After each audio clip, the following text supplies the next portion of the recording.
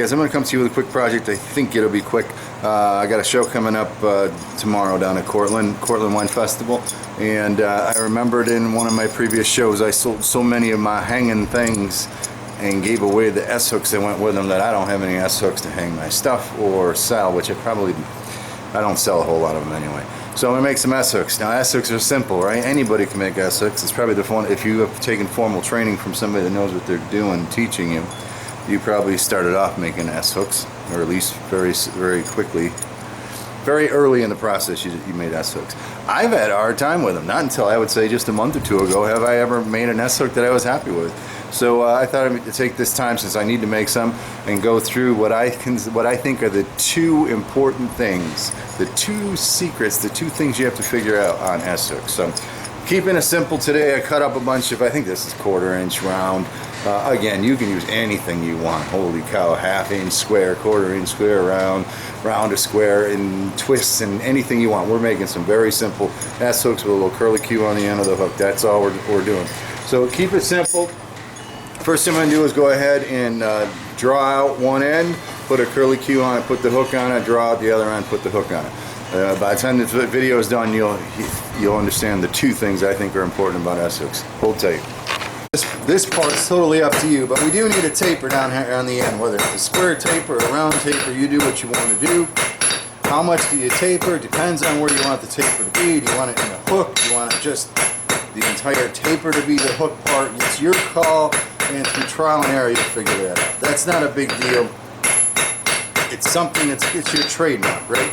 This is how I'm going to go ahead and make my S-hooks. Quite honestly, I don't have it figured out yet. I do what I think is right, and then I go from there. So I don't have a trademark yet. Now, in this case, a couple things about tapering if you didn't know. Taper square, that's what I always do. Don't try to taper around. It's too much fighting. You can always round it off later.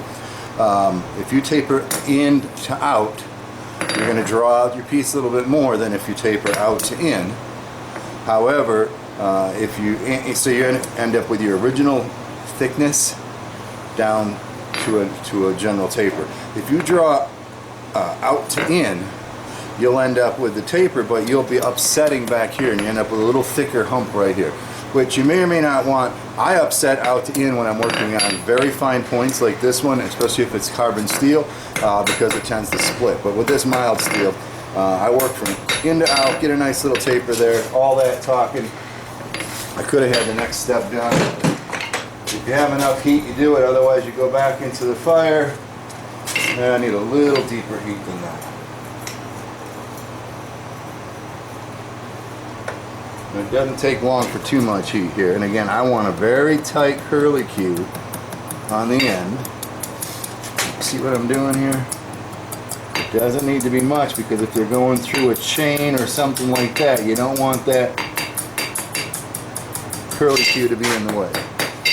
Nothing fancy. You can barely even see it. It's so small. Alright, that's my curly Q. Let's put the first hook on. Fire, I'm going to cool my curly Q down. I'm sure the traditional blacksmiths are yelling at me. It's probably not called, it probably has a proper name. And then we're just going to start putting this thing over the horn just a little bit, and then we're going to come back the other way to do it all the way. Okay? And here's where I would stop. I get my hook going. It's a little bit more than that. I'm going to run out of heat. 180 degrees parallel with the main body. Gosh darn it, Chandler. And I'd stop, put the other hook on the other end, and you end up with a hook that isn't in line. You got to go a little farther. That's the first thing that I wanted to share with you today about with an S-hook. You don't just put a hook on one end, all right, returning 180 degrees. You want to go maybe, I don't know, 270. You want to go farther, that's for sure.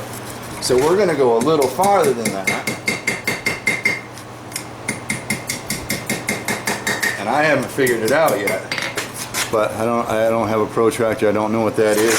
Something like that, a little farther. That is the magic. If you're making S-hooks like I was, that's why they were looking goofy. A little more than that. Alright, let's get the other side done, and we'll be on our way.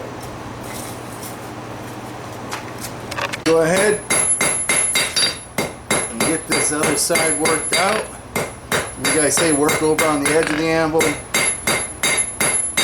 Talking about S-hooks, you use the technique that works best for you. Try to draw this one out the same way you did the other. If you're having trouble with that happening, oh, I just dropped it.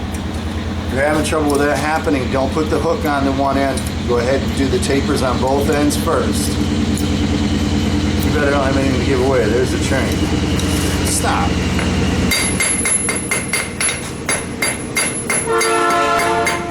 I know, sorry, I'm not ready for the giveaway right now. I just spent 4 times longer than you needed to freaking put this taper on.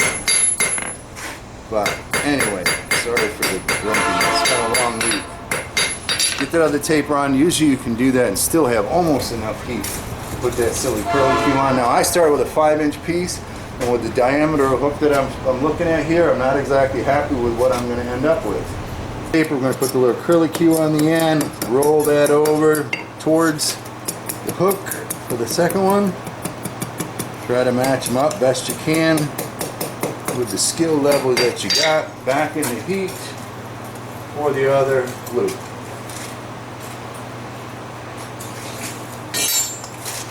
Cool off my tip a little bit, I get the loop started, I switch around to the other side.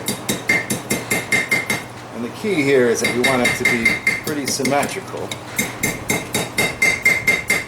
Normally, you may have a specialty case where you're trying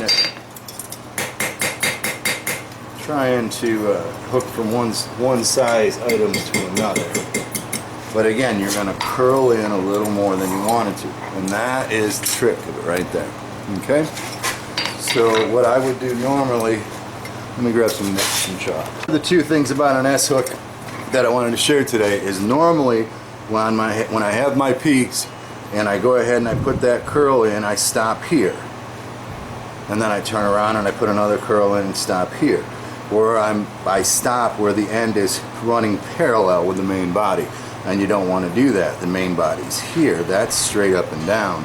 And you want to come up and curl in, and then come up and curl in, so that when you twist it like that, you got an S. Alright? First thing, because I was doing this for the longest time and it was ticking me off. I mean, they're functional, but they hang wrong. And they just don't look right. That's how you do it. Alright? Bend in a little bit more. Alright? I don't know if I would. Jeez, where's my compass? 180, 270? I don't know, maybe somewhere in the from 180 to 270, just a little bit past, and when you get done you have a nice looking S-hook. That's the end of that. Next part of the thing that you need to know about S-hooks is, if you're going to be making them, and people need them, this is a cool thing because people use them. It isn't just some crazy decorative thing. Of course you can make it as decorative as you want, but the question is right there. Alright, how much? So if you're going to sell those for $5 a piece and you want to make $35 an hour, right? How many do you have to make in an hour? 35, that's 7, right? So it's $35, you got to be able to punch 7 of those out an hour. That's less than 1 every 10 minutes. You can do that, right? You can do that pretty well. You want to try to sell them for $2 a piece. That's supposed to be a 2 to you. How the hell do you do a 2 upside down? Is that a 2? Yeah. Right? So I go around and down. I guess that's a 2 upside down to you. How do you do it for $2 an hour? That's the thing. So I'm making this longer than I need to. Just in summary, the 2 things about the S-hook: go farther than 180 on your turn. That's all it is. The rest is easy.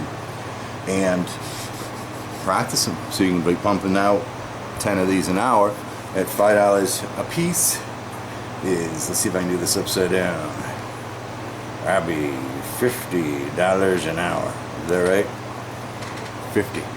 Hope that looks right. I'm looking at it upside down and backwards right now. It says 20 to me.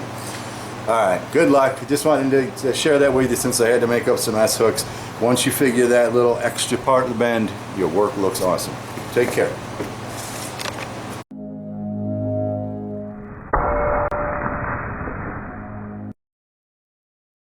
I'm going to come to you with, I hope, is a quick video. I'm getting ready for a show. I have a show tomorrow, Saturday, down at the Cortland Wine Festival. But I had about 10 more pieces, maybe a dozen more pieces to finish up and get coated and then get loaded up. It's been a long day. It's been a long week. Let's get on with the show.